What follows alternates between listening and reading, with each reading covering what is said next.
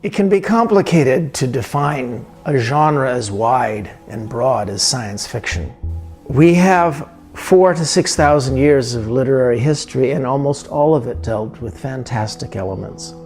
Heroes and gods doing things that were definitely extraordinarily different. Well, starting in the 17th, 18th, 19th centuries, life changed for the average reader in Europe and America.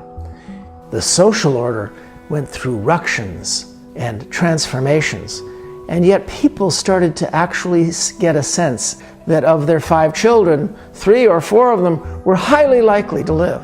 There was more and more stability in life. And so you started seeing so-called mainstream literature focus in on daily life. Now, that didn't mean fantasy went away. You had Gulliver's Travels and so on, leading to the woman we call the grandmother of science fiction, Mary Shelley and Frankenstein, followed by the 2 dads of science fiction, Verne and Wells. Clearly what they did was science fiction. Science and technology drove and propelled what they were talking about. And yet, the older tradition of fantasy continued. They go to the same section of the bookstore, fantasy and science fiction, yet much is said about the difference between these genres. Science fiction breaks with the old tradition of Homer and Achilles and all those legends because they were largely about demigods and gods and uber beings, Nietzschean uber beings, whereas science fiction started talking instead about us. It started saying, all right, the main character here is above average, but only above average, not a god. And the crew and team that he or she puts together is going to do something marvelous using tools that some other team could replicate, some other group will replicate. It's the notion that is in science fiction that the premise might change, the basics of life might change. Mortality is home entertainment. This cannot be the future. Can it? So you see what I was mentioning earlier, that society was starting to change over the course of a single person's generation. Your son might enter a profession that you had never even heard of. Your daughter might take for granted social mores that would have been shocking to your mother. The fundamental premise of science fiction violates the premise of fantasy and comics, going back to Homer. And the premise is children can learn from the mistakes of their parents. You notice I said can, not will they. Because science fiction is very good at developing what's called the self-preventing prophecy, the dire warning.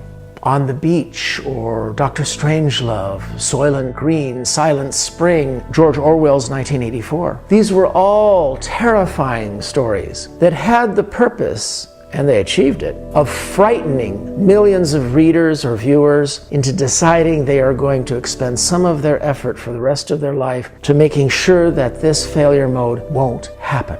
And arguably, we're here today because the failure modes that could have led to nuclear war that were exposed in Dr. Strangelove, Failsafe, and On the Beach were paid attention to. And then those stories made themselves not happen. They were self-preventing prophecies.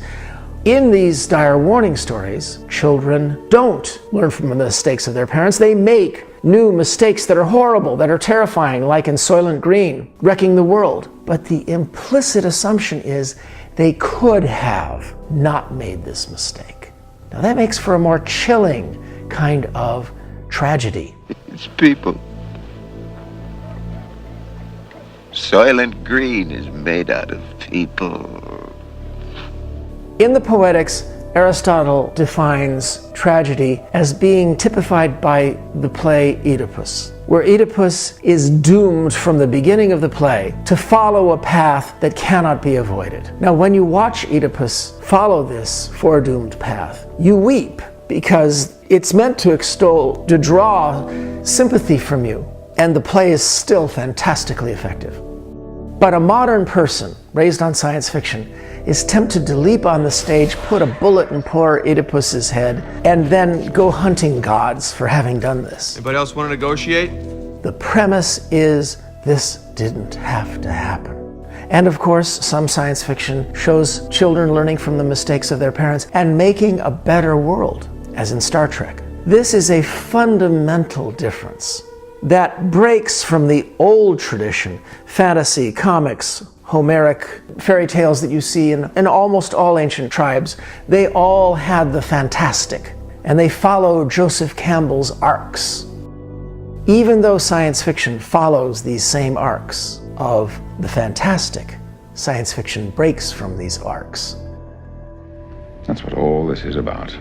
A lot has changed in the past 300 years. People are no longer obsessed with the accumulation of things. We've eliminated hunger, want, the need for possessions. We've grown out of our infancy.